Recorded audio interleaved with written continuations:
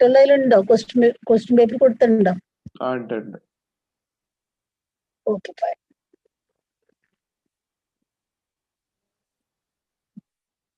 Board കാണൂലോ? ഉണ്ട്. ആ ടുവേർഡ്സ് എൻഡ് കാണില്ല, റൈറ്റ് സൈഡ് കാണുന്നില്ല. ഒരു അത് കുറച്ച് ഓക്കെ, കാണാം. കാണൂലോ? കാണാം. കുറച്ച് ഓരോ ക്വസ്റ്റ്യൻ ഇതല്ലേ ചെയ്യുന്നുണ്ട്. Okay, 36th question.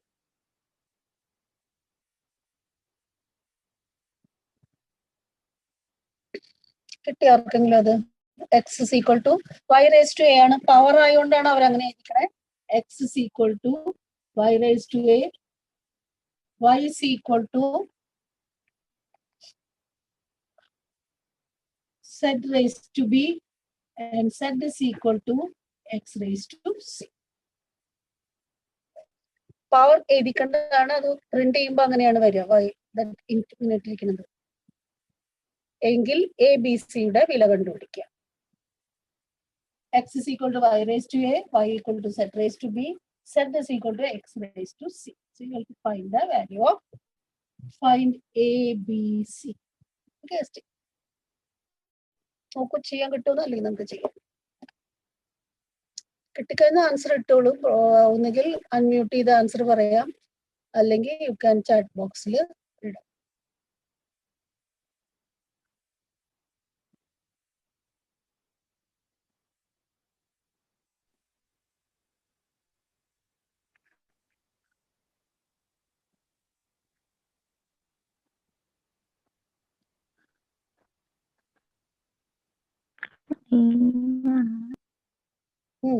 പറഞ്ഞോളൂ. Somebody was trying to answer it.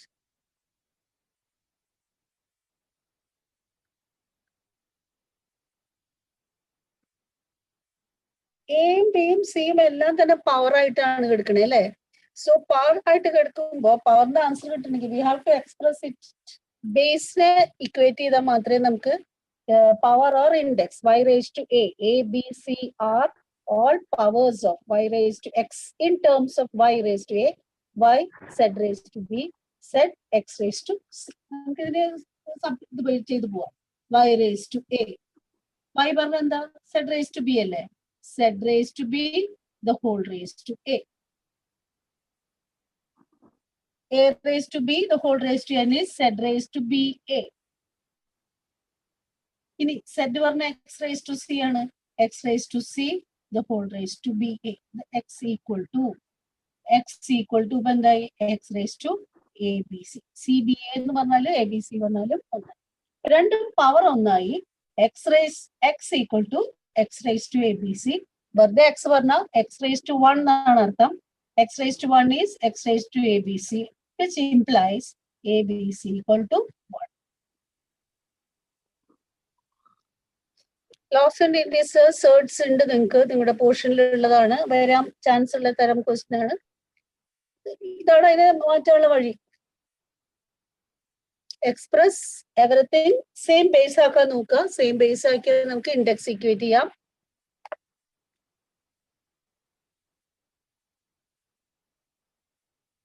Clear ആയോ?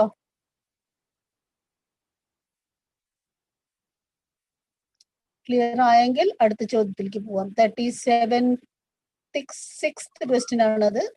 ഇത് ക്ലിയർ ആയെങ്കിൽ, മനസ്സിലാവാത്തവരുണ്ടെങ്കിൽ പറയൂ, ചില ഒന്നും കൂടെ എക്സ്പ്ലെയിൻ ചെയ്തിട്ട് go to the next question. ഒന്നും കൂടി പറയോ മാം ആദ്യത്തെ ഭാഗം? ആദ്യത്തെ ഭാഗം എന്താ വെച്ചാലേ X is equal to Y, ഇത് നമുക്ക് തന്നിരിക്കുന്നതാ.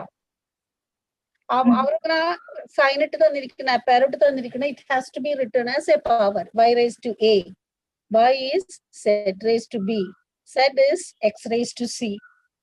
കാണാൻ പറഞ്ഞിരിക്കുന്ന എ ബി സി ആണ്. ഇവിടെ എയും ബിയും സിയും എല്ലാം ഓരോന്നിന്റെ പവർ ആയിട്ടാണ് നിൽക്കുന്നത്. ഇത് base y base a power, z base b power, x base c power. അതിനെ ഒരു കോമൺ പാർട്ടിലേക്ക് കൊണ്ടുവരാതെ നമുക്ക് ഇതിനെ ഇക്വേറ്റ് ചെയ്യാൻ പറ്റില്ല. So what we do is x is y raised to a, but y is given as z raised to b. Replace y by z raised to b. Y ki pagaram z raised to b. What is given there? Then a raised to b the whole raised to c. A raised to B. A raised to M, the whole raised to N. A raised to M, N. Law of indices നമുക്ക് പഠിക്കണം. ഇങ്ങനെ ഒരു rule ഉണ്ട്. A raised to M, the whole raised to N is A raised to M.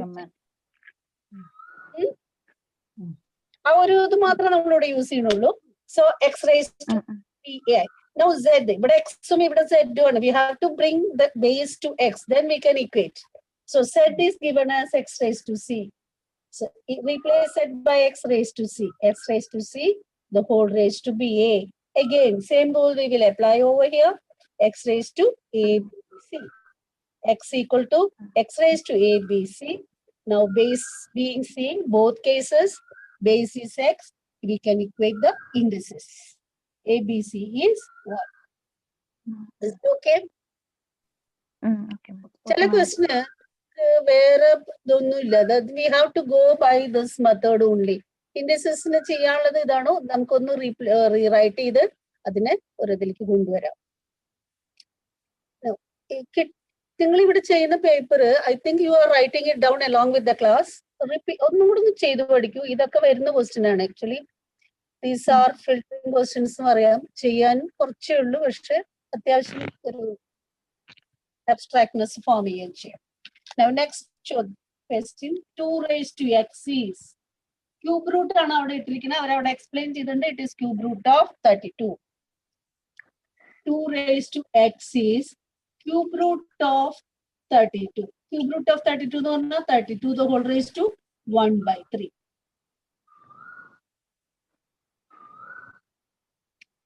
Square root എന്ന് പറഞ്ഞാൽ something. Square root of A is A raised to 1/2.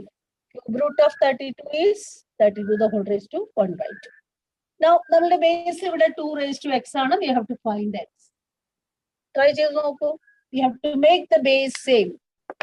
ഇപ്പുറത്തുള്ള ബേസിനെ equate ചെയ്ത് കഴിഞ്ഞാൽ നമുക്ക് ക്വസ്റ്റ്യൻ ചെയ്യാൻ പറ്റും. റൈറ്റ് സൈഡിൽ നമുക്ക് ചോയ്സ് ഇല്ല. It is already given as 2. So can we express 32 in terms of 2?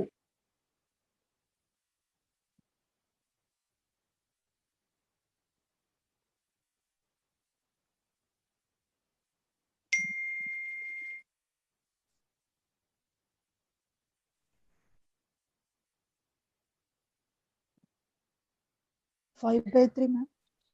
Right. Good. 5/3. Correct answer ആണ്. So 32 can be expressed as 2 raised to 5. 2 multiplied 5 times is 32. The whole raised to 1/3. Again, നമ്മൾ A raised to M. The whole raised to N rule you see him. A raised to M, N. So this become 2 raised to 5/3. 2 raised to X is 2 raised to 5/3. Base are same. Equate X is equal to 5. That's ഒരുപാട് calculation ഒന്നും ഇല്ലാത്തൊരു നല്ല ചോദ്യ. ഒരുപാട് calculation ഒന്നും ഇല്ല, പക്ഷെ we can do and get the answer fast.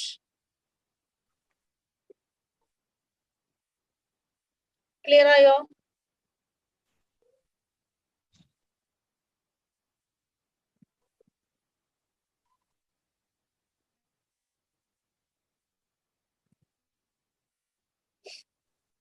No. ഇത് ക്ലിയർ ആണോ? Anybody needs explanation? Clear. Okay, fine. Go to the next question.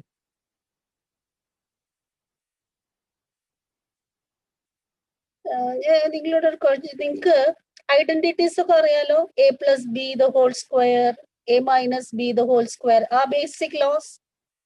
Then law of indices.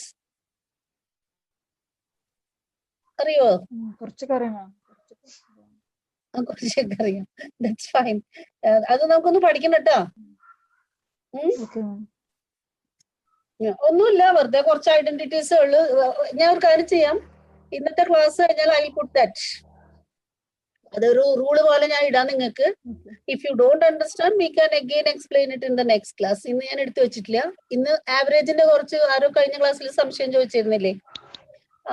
Average നമ്മൾ എങ്ങനെയാണ് ഒറ്റ ഇതിൽ without doing any exercise pencil work we are estimating the answer. അതിന്റെ ഒരു 3-4 question ഇട്ടിട്ടുണ്ട്. That Shikul will share you after the class. So after that, maybe tomorrow morning I'll give you some. അത് കുറച്ച് law and പഠിക്കാനുള്ളത് തന്നെയാണ്. A raised to M into A raised to N, A raised to M plus N. അല്ലാതെ അതിനകത്തൊന്നും ചെയ്യില്ല. അതിനെ apply ചെയ്യാണ്ടാവും ആ rule പഠിച്ചിട്ട്.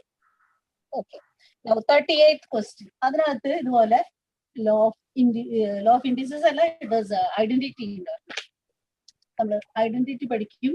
a plus b the whole square is a square plus 2ab plus b square. എഴുതിക്കോളൂ ഇപ്പൊ വേണമെങ്കിൽ. a minus b the whole square is a square minus 2ab plus b square.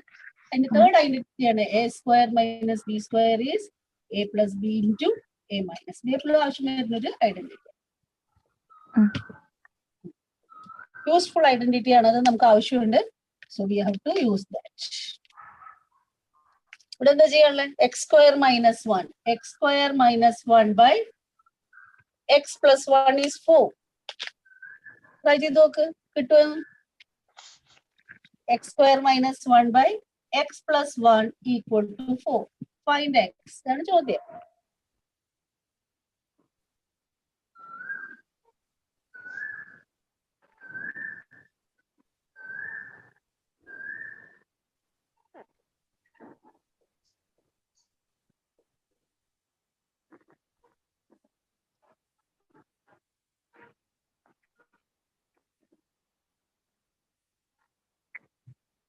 So x square minus 1 in open cheya, x plus 1 into x minus 1 by x plus 1 equal to 4.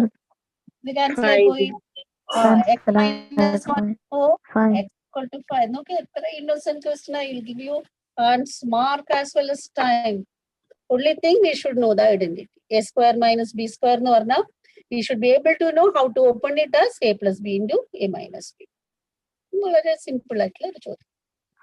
Now next one, വർഗം എന്ന് പറഞ്ഞ square ആണെന്ന് വിചാരിക്കണം. 3 എണ്ണൽ സംഖ്യകൾ തമ്മിലുള്ള അംശബന്ധം, that's ratio തന്നിട്ടുണ്ട്. ഇതിന്റെ സ്ക്വയറിന്റെ തുക മീൻസ് വർഗങ്ങൾ പറഞ്ഞ സ്ക്വയറിന്റെ തുക 464. സംഖ്യകളുടെ തുക കാണുക.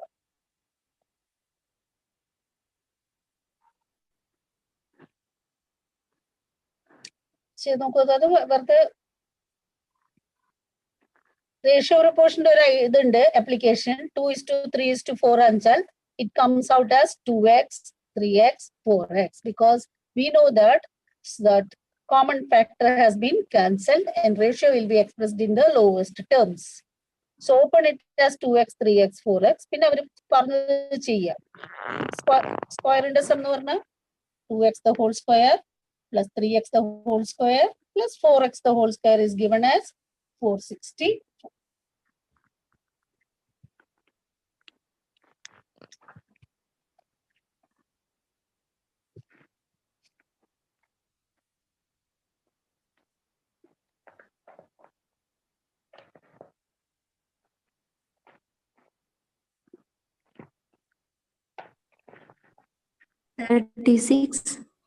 Right, 36. Good.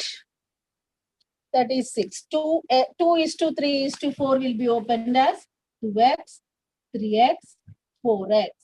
ഇതിന്റെ സ്ക്വയർ 4x square. സം കാണാൻ പറഞ്ഞിട്ടുണ്ട് 9x square plus 16x square is നമുക്ക് തന്നിരിക്കുന്നത്. It is given as 464. ഇതെല്ലാം കൂടെ കൂട്ടുമ്പോൾ 29x square is 464. X square is 464 by 29. We'll go 16 times. X square is 16. X ന് രണ്ട് വാല്യൂ ഉണ്ട്, പ്ലസ് ഓർ മൈനസ് 4 ഉണ്ട്. പക്ഷെ we take only 4. റേഷ്യോയിൽ നമ്മൾ 4 മാത്രമേ എടുക്കുള്ളൂ. സോ എപ്പോഴും square value X square is 16 പറഞ്ഞ എക്സ് വിൽ ഹാവ് 2 വാല്യൂസ്. അവിടെ തെറ്റിക്കരുത്. നമുക്ക് ഇവിടെ എണ്ണൽ സംഖ്യ ആയോണ്ട് അവർ പറഞ്ഞിട്ടുണ്ട് അത് വളരെ ക്ലിയർ ആയിട്ട്. കൗണ്ടിങ് നമ്പേഴ്സ് എപ്പോഴും starts from 1 and they are all positive numbers. Since they have given you the permission in the question itself, they have said it is counting numbers, so we can leave this value of x as -4. It implies 4. So now for the added 2x plus 3x plus 4x is 9x or 9 into 4, 36. ഞാനിത് stress ചെയ്ത് പറയുന്നത് എപ്പോഴെങ്കിലും X square is equal to 16 പറഞ്ഞ എക്സിന് 2 value ഉണ്ട്.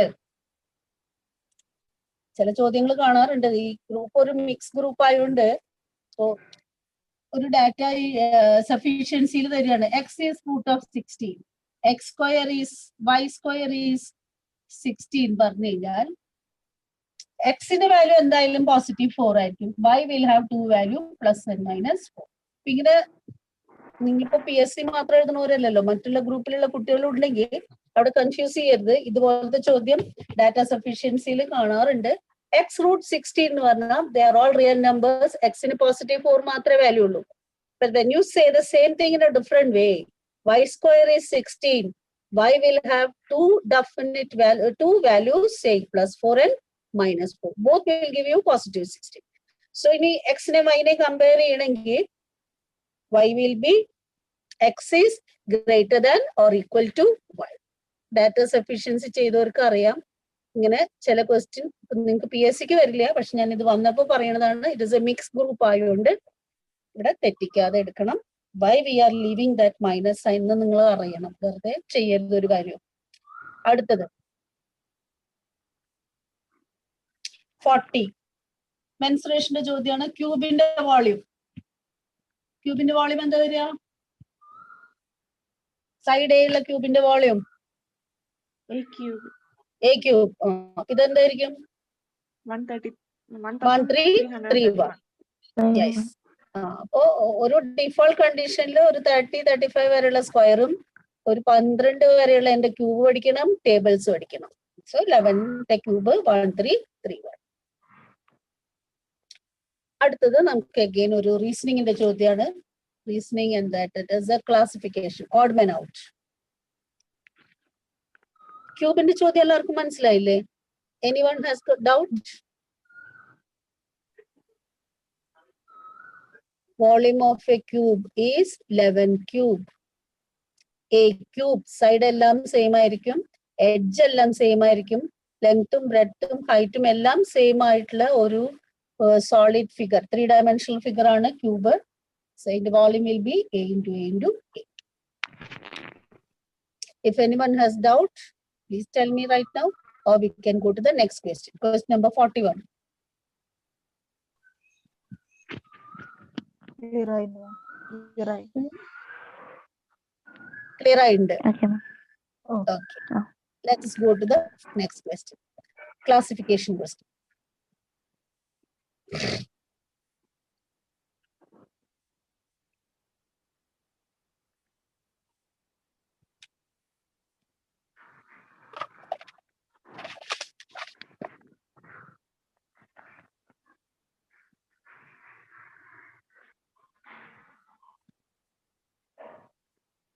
(24, 27, 31, 33, 36). What is the odd number over there? 31.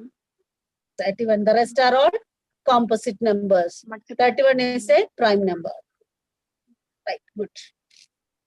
Next, ഒരു നല്ല ചോദ്യമാണ്. എപ്പോഴും വരുന്ന ഒരു ചോദ്യം, ചെയ്യാൻ ഭയങ്കര എളുപ്പമാണ്.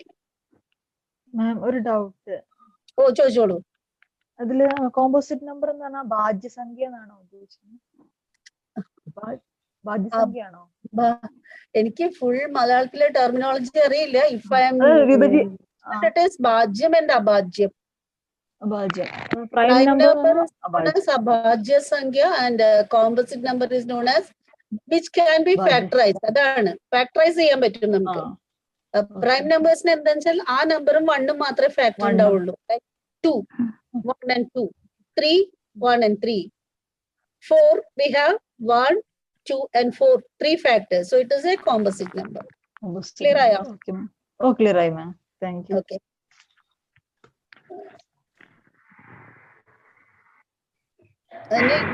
ഇംഗ്ലീഷില് പ്രൈം നമ്പർ പറയും. ഫാക്ടേഴ്സ് രണ്ടിലും കൂടുതലുള്ള 1 എല്ലാത്തിന്റെ ഫാക്ടർ ആണ്. പ്രൈം നമ്പേഴ്സിന് 1ഉം ആ നമ്പറും മാത്രമേ ഉണ്ടാവുള്ളൂ ഫാക്ടർ ആയിട്ട്. 1 തൊട്ട് 100 വരെ എത്ര പ്രൈം നമ്പേഴ്സ് ഉണ്ട്? 1 തൊട്ട് 100 വരെ എത്ര പ്രൈം നമ്പേഴ്സ് ഉണ്ട്?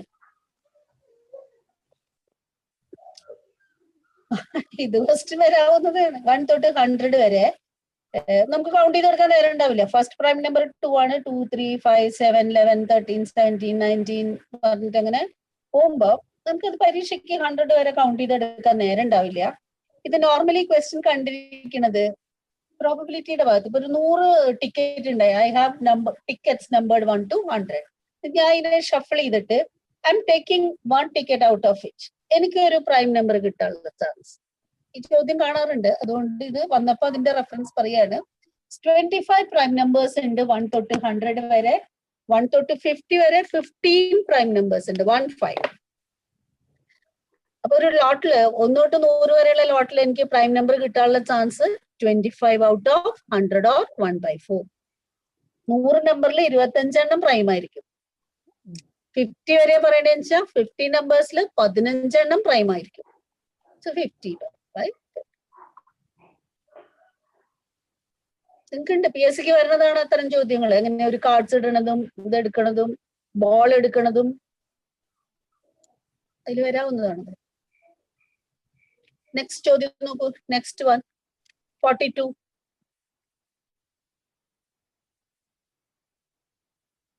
ഇതും ക്വസ്റ്റ്യൻ ഇടുന്ന ആൾക്കാർക്ക് വളരെ ഇഷ്ടമുള്ള ഒരു ചോദ്യ. വളരെ ഫാസ്റ്റ് ആയിട്ട് നമുക്ക് ഇതിനെ ചെയ്ത് തീർക്കാം. ഒന്നും ചെയ്യാനില്ല, വെറുതെ ആൻസർ എഴുതാം.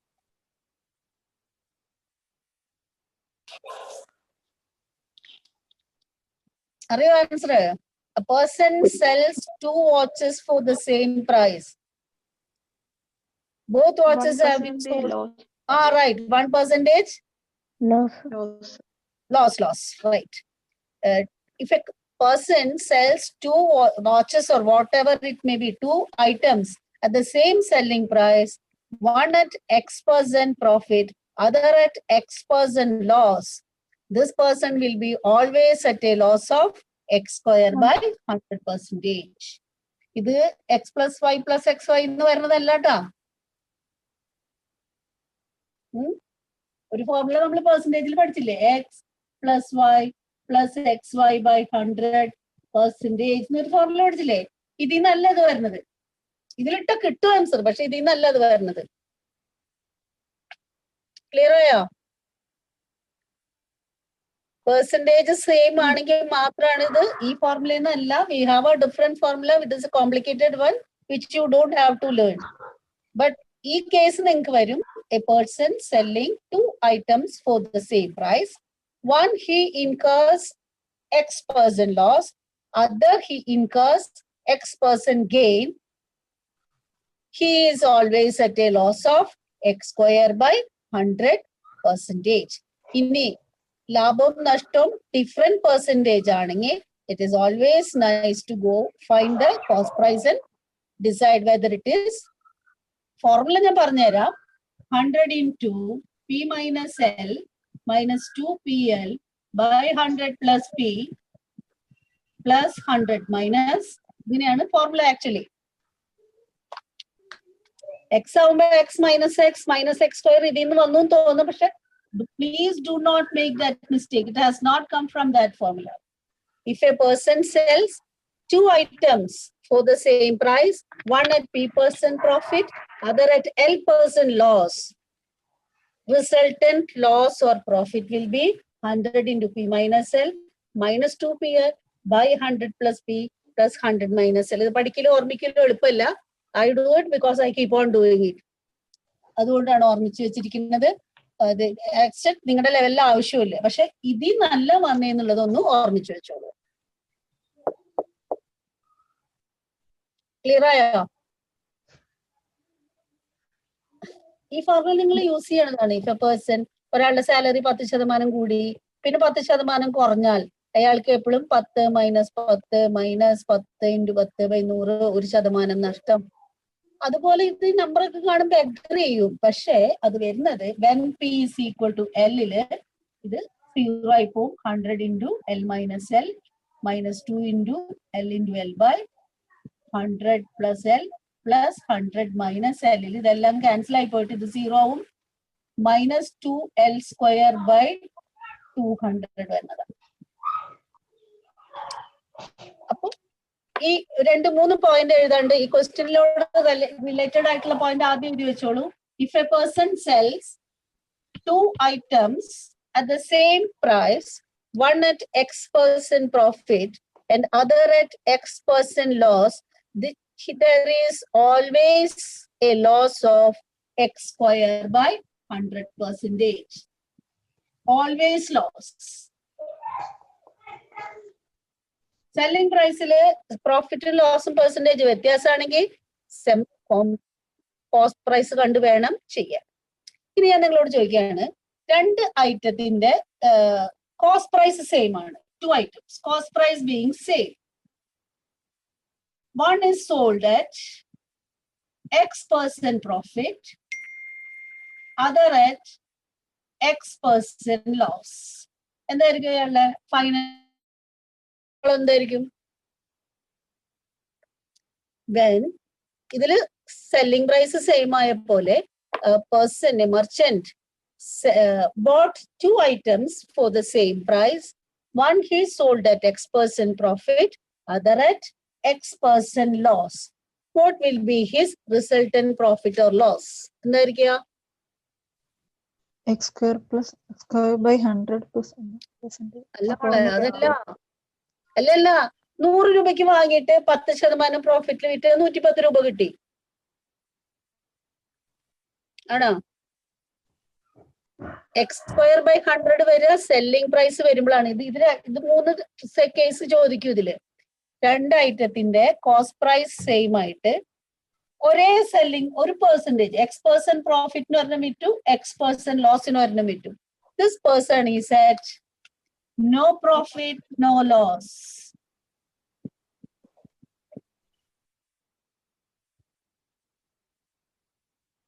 ക്ലിയർ ആയോ? നമുക്ക് ചെയ്ത് നോക്കാം. ഇത് സെല്ലിംഗ് പ്രൈസ് സെയിം ആയിരിക്കുമ്പോഴാണ് ഈ കേസ് വരിക. ഇനി കോസ്റ്റ് പ്രൈസ്, 2 ഐറ്റത്തിന്റെ കോസ്റ്റ് പ്രൈസ് ഒരെണ്ണത്തിന് 100 രൂപ, മറ്റതിന് 100 രൂപ. 2 ഐറ്റം, ഐറ്റം 1 ആൻഡ് ഐറ്റം 2.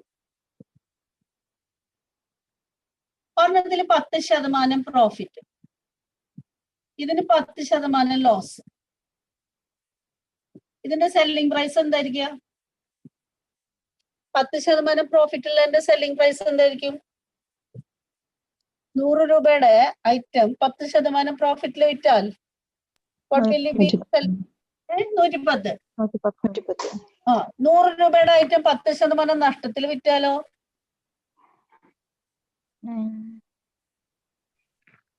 100 രൂപയുടെ 10% എന്ന് പറഞ്ഞാൽ 10 രൂപയാണ്. 10 രൂപ നഷ്ടമായി. അപ്പൊ എത്ര രൂപ കിട്ടും? 90 രൂപ. അപ്പൊ അയാൾക്ക് ടുഗദർ എത്ര കിട്ടി? അയാൾക്ക് ആകെ ചെലവായത് 200 രൂപ. അയാൾക്ക് ആകെ കിട്ടിയതോ 200. അപ്പൊ അയാൾക്ക് ലാഭം നഷ്ടം ഉണ്ടോ? ഇല്ല. അപ്പൊ 3 കേസ് ആയിട്ട് പഠിക്കണം. When a person buys 2 items for the same price, one he sold at X% profit, other he sold at Y% loss, X% loss. Percentage രണ്ടും സെയിം ആണെങ്കിൽ there is no profit, no loss. When a person sells 2 items for the same price, selling price രണ്ടും same ആയാൽ one at a profit of X%, other at a loss of X%, this person is always at a loss of X square by 100%. Clear ആയോ?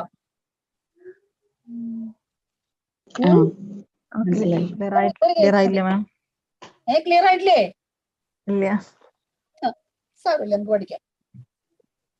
Selling price ഇതുപോലെ അങ്ങ് പഠിച്ചോ. Selling price same ആണെങ്കിൽ ഇത് പിന്നെ നിങ്ങൾക്ക് 500 രൂപ തന്നതേ ചിലപ്പോ ഒരു 2 വീട് വിറ്റു 3,25,620 എന്നൊക്കെ പറഞ്ഞ് എഴുതി വരും. A person sold 2 houses at 3,25,600. One he got profit of 10%, other he got profit of 10, loss of 10%.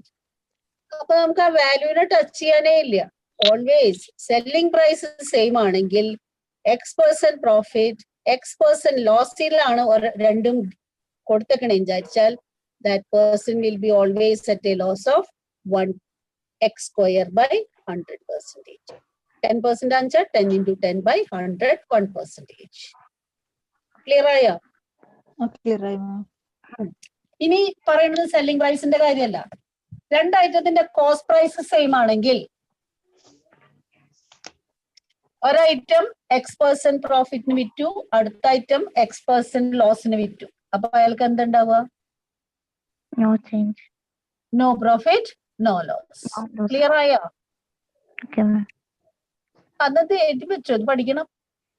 When two items are sold for the same selling price, selling price same ആയിട്ട് ഒരൈറ്റത്തിന്റെ മുകളിൽ X% പ്രോഫിറ്റും മറ്റേ ഐറ്റത്തിന്റെ മേളിൽ X% ലോസും വന്നാൽ always at a loss of Loss of square X by square by 100%.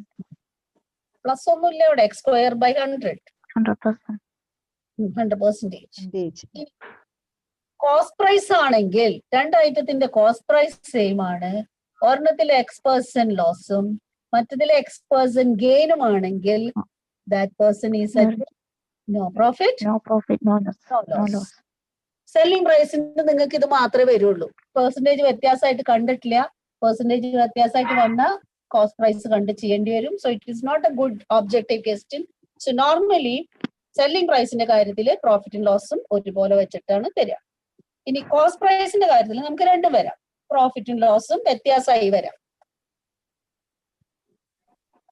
അവിടെ cost price being same, one is sold at X% gain and other at Y% loss.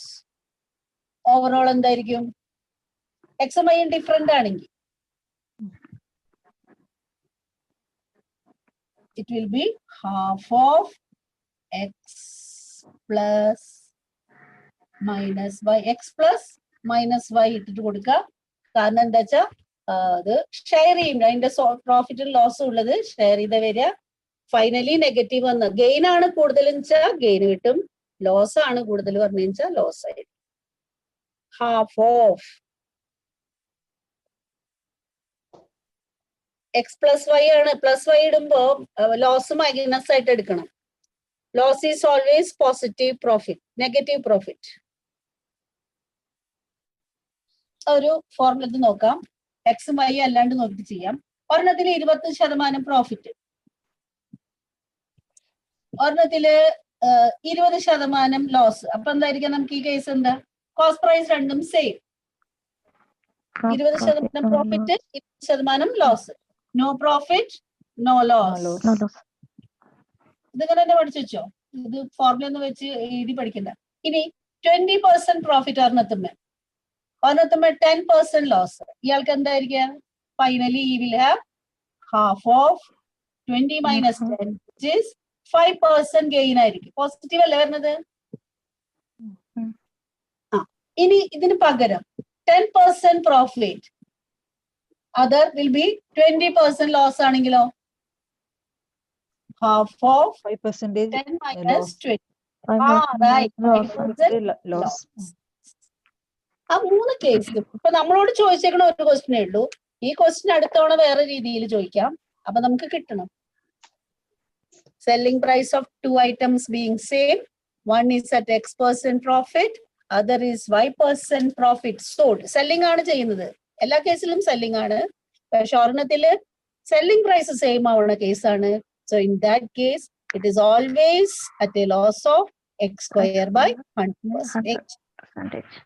When it is cost price being same, one is sold at X% profit, other is at X% loss, always at a no profit, no loss condition.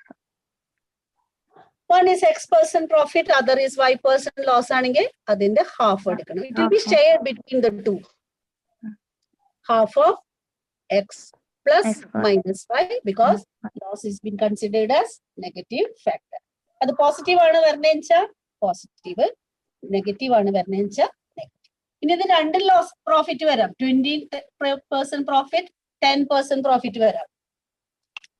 ഒരെണ്ണത്തിന് 10-20% profit, അതും അടുത്തതും 10% profit ആണെങ്കിൽ together എത്തിയായിരിക്കും അവർക്ക് കിട്ടുക 10 + 20 + 10 15% profit. Share ചെയ്യണം, 30 കിട്ടില്ല, രണ്ടിനും കൂടെ ഷെയർ ചെയ്യുമ്പോൾ 15% കിട്ടും. രണ്ട് ലോസ് ആവാം, അപ്പോ minus. Loss will be treated as negative profit. Half of X plus Y എന്ന് പഠിക്കാം. അപ്പൊ നിങ്ങൾക്ക് half of whatever comes will be shared between the two. 10% profit 10% loss, nothing. plus 10 minus 10 പോയി, no profit, no loss. 10% profit, 5% loss will be 10 minus 5.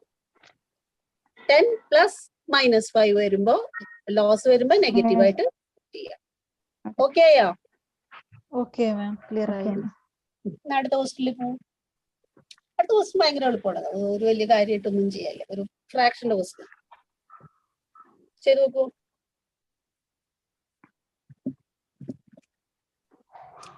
Sita ഒരു cake ആദ്യം നേരത്തെ Christmas ഒക്കെ കഴിഞ്ഞ് കേക്ക് ഒക്കെ കട്ട് ചെയ്തിരിക്കുന്ന സമയം it's very easy to do it.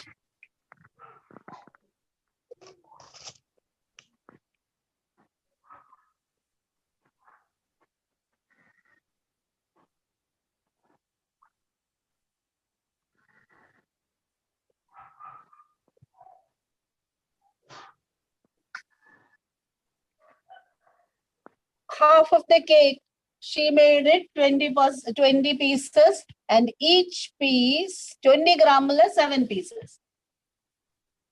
First she cut the cake into 2 halves, equal halves, and 1 half she cut it into 7 pieces having 20 gram. അപ്പൊ കേക്കിന്റെ തൂക്കം എത്രയാണ്? എത്രയാണ്? 280. ഉറപ്പ് പറ, ശരിയാ. Half of the cake. Half the cake is 20 into 7, 140 gram. So cake will be 140 into 2, 280 gram.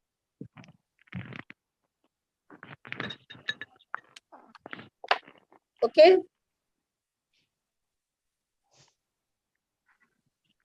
Clear ആയോ?